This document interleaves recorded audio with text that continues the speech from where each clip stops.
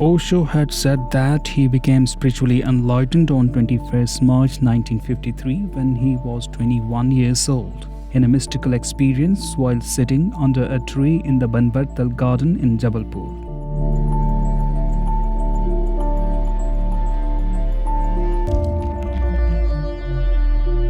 Osho, the very word is oceanic. That's how he got his name. His disciples gave his name, Oceanic.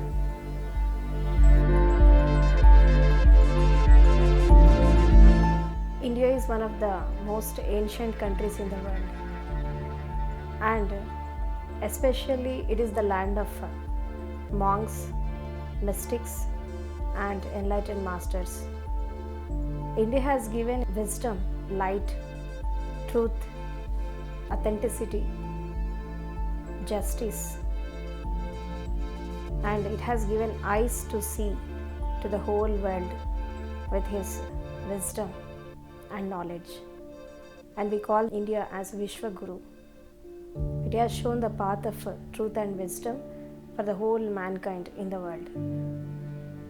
So in the garden of enlightenment, so many enlightened masters have born, blossomed and contributed their wisdom and fragrance to the whole humanity on this earth. So Osho is one of the flower in the garden of enlightenment. Rajneesh's full name was Chandramohan Jain, born on 11 December 1931. He died on 19 January 1990. Is also known as Acharya Rajneesh, Bhagwan Sri Rajneesh, and later on as Osho. He was Indian godman, mystic and founder of the Rajneesh movement. During his lifetime, he was viewed as a new religious movement leader and a mystic guru. He rejected institutional religions. Inspired much about Osho's teaching. I follow his philosophy. His mission is to bring spiritual salvation and eternal life to human beings, those who believe in him. He preached about the value of meditation, freedom, and love and life. According to him, one who is delighted in his own self, it is called meditation. If I feel delighted in my own self, this is meditation. According to Osho, compassion is the highest form of love, he says. Romance is the lowest form of love.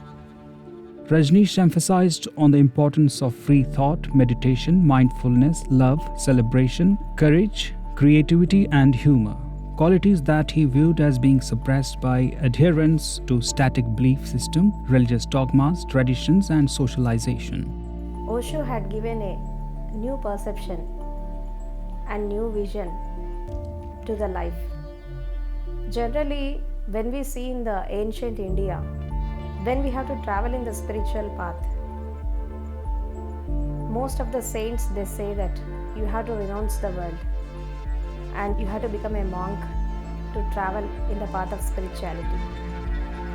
But after some time, what happened in India, when Krishna came, he had also given a new perception for the spirituality. No need to renounce the world, and you can lead your life completely in this world, and also you can attain the wisdom parallelly at the same time. So after that, what happened, many enlightened masters have came and given the different paths of spirituality and different ways in the path of wisdom.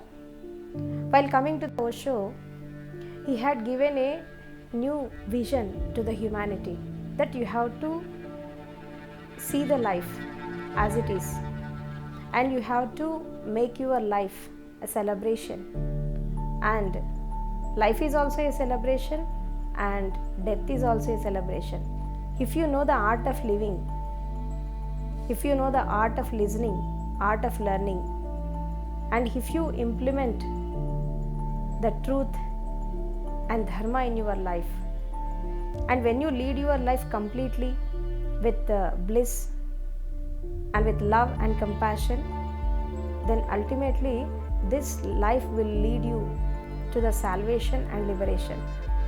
Rajneesh's teachings have had an impact on Western New Age thought, and their popularity reportedly increased between the time of his death and 2005. Few words are important to me, and I keep saying that again and again. One is love, one is joy, one is awareness. And Osho teaches all this. And he says that all this are within us. Everything is within us. And we have to look within. Don't condemn life. Be with life, enjoy your life, and become one with your life. Life itself will become a divinity when you lead your life completely with total awareness, total witnessing, and with watchfulness and in meditativeness. So what is the way of Osho? The first one is prajna.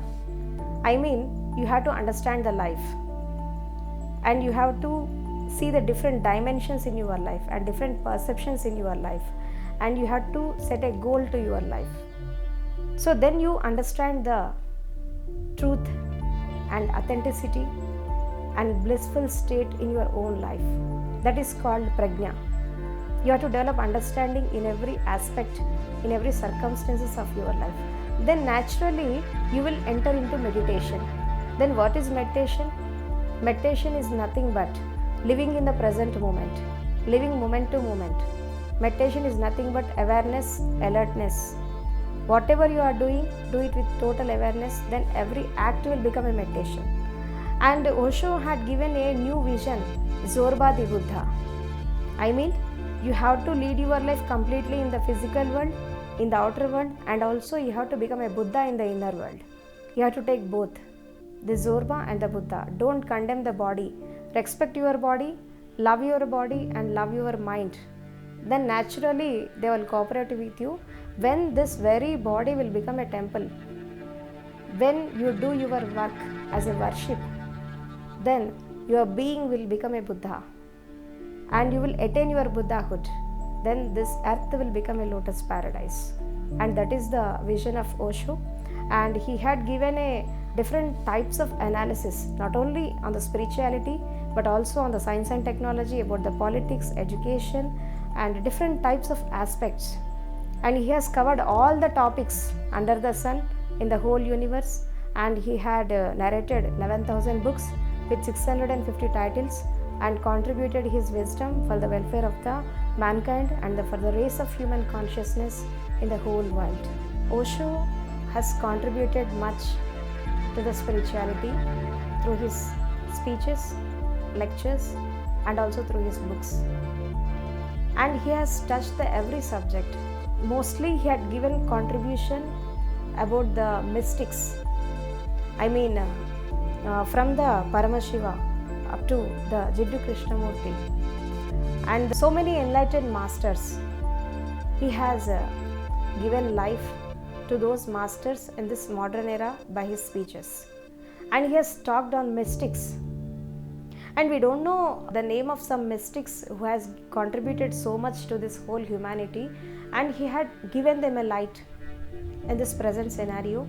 And most of the philosophies which are hidden, and most of the secrets which are hidden on the name of caste, creed, greed, and discriminations in the society, he has thrown light on them and given a new outlook to the spirituality. And also what he says that if science and technology will develop, it will create a destruction. Why? Because science itself is not complete to the world to grow in a saturation point. We need a spirituality.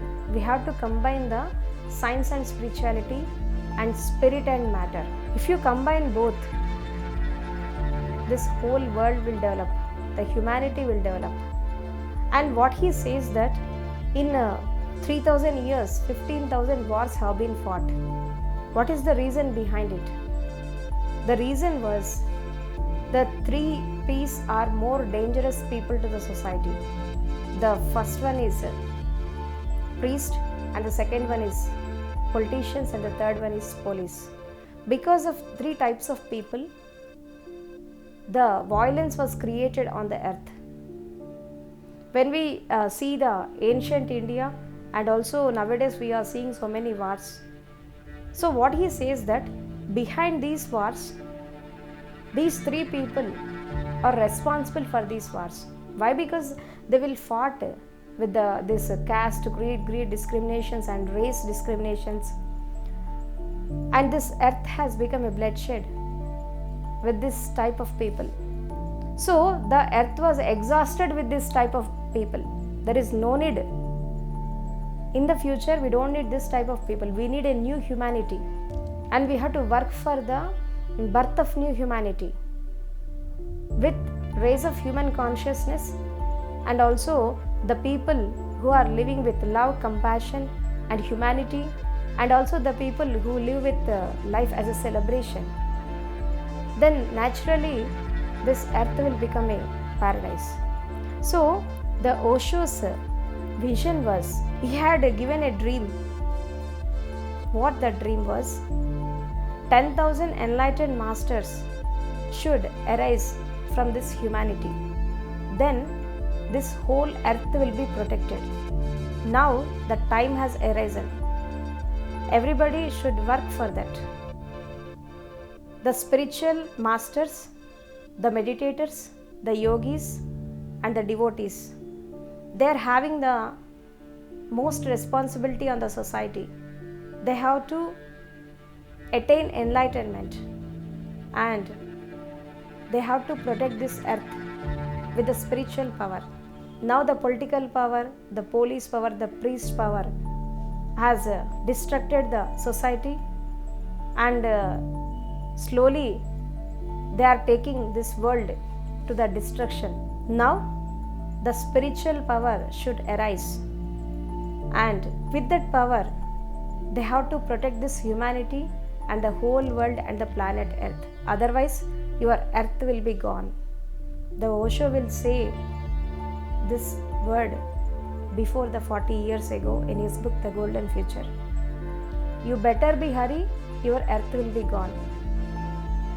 Nowadays we are seeing the situations like that. So his vision was, everybody has to become enlightened. Everybody has to become a Buddha. Why? Because enlightenment is your birthright. You have to attain it. And what he says that man is born on this earth to become a god, but he was unable to become even a human being. So first become a perfect human being. Then naturally you will become a Buddha, you will attain the nirvana. Osho had given a new perception to the religion, and he derives that religion. The religion word came from that Greek word religare. Religare, it's a name of a tree, and the specialty of the tree was it will grow in different dimensions. We will see the different colors, different branches and different roots in the tree. This religare, this word, we have derived the word religion. So what is the religion? The Karl Marx says religion is just like a drug. When we are adopted to the religion, and that drowsiness will not go in full life. It will affect the every situation and every circumstance in your life. So all these enlightened masters, not only Osho, all the enlightened mystics has condemned the religion, caste, creed and discriminations. Why? Because the humanity is one, the world is one, the universe is one, the planet earth is one. No need to discriminate anything or any creature or any humans with on the name of caste, creed and religion. So Osho has condemned the religion, especially the Christianity, Islam and Hinduism. And what are the loopholes in the religion? and he has focused on that. And he said that when the people will go with the religion, they will create violence on the earth and they will create wars. When we see the First World War, Second World War, or even in the present scenario, we are also seeing so many wars. So what is the reason behind this war was religion. The people who are dominant with the money, name, fame, status, position, they will dominate the weaker sections. So naturally, when they don't listen to the words of this dominant people, they will kill them without any mercy on them. From this war, a struggle will come. From the struggle, the revolution will come. And in the world, in the whole world, all the revolutionaries, all the reformers, and all the wars have been failed. The Osho will say like that. All the revolutionaries, all the reformers are failed. And all the revolutions are also failed. Why? Because they are only focusing on this physical world. Unless until this human consciousness will not raise, the wars are not going to stop in the world. Why? Because the people,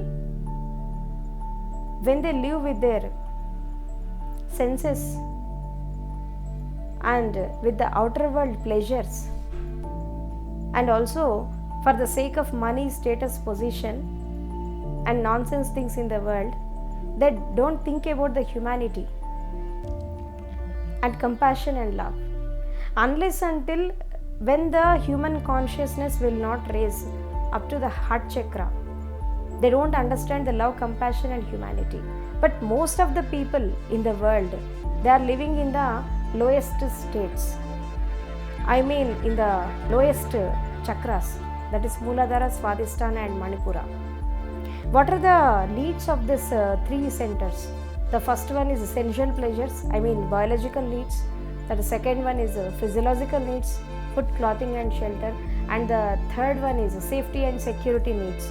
In order to protect themselves, in order to secure themselves, they will kill the people. They will create violence on this earth. So this is the most dangerous situation in the society. Now we are seeing, and also we have witnessed in the ancient period also. So this is the main reason for the wars in the world. So those who want to secure their lives and those who want to save their lives, they will kill the people on the name of religion, caste, creed, greed and other discriminations. Then naturally the war will come. So what the Osho says, in order to avoid these wars, there is only one solution for it. You have to raise the human consciousness. You have to change your life. You have to invite changes in your life. Science is not the fullest.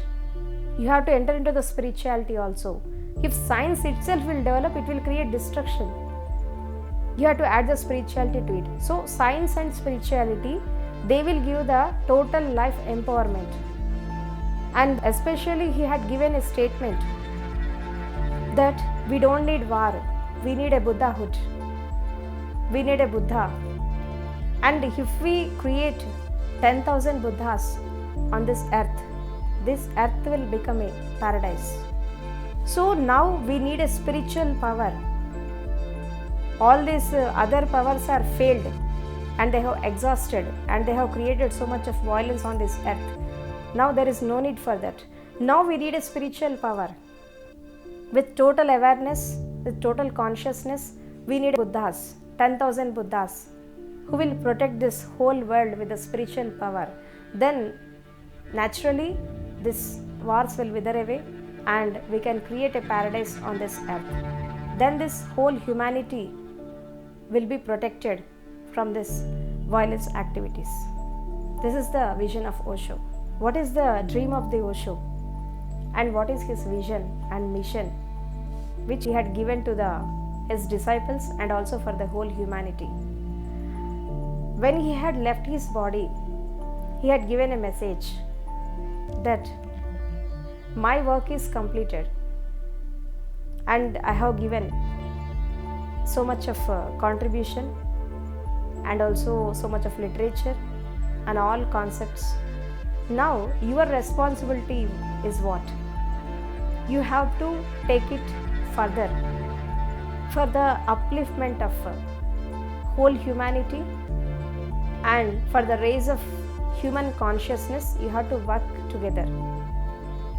And I am leaving my dream. What is the dream he had left for us? The dream was you have to create a 10,000 Buddhas on this earth. And you have to create a new spiritual power that will protect the whole humanity and that will protect the whole world from this all negative things. And also one more thing he told, that when we are traveling in the spiritual path,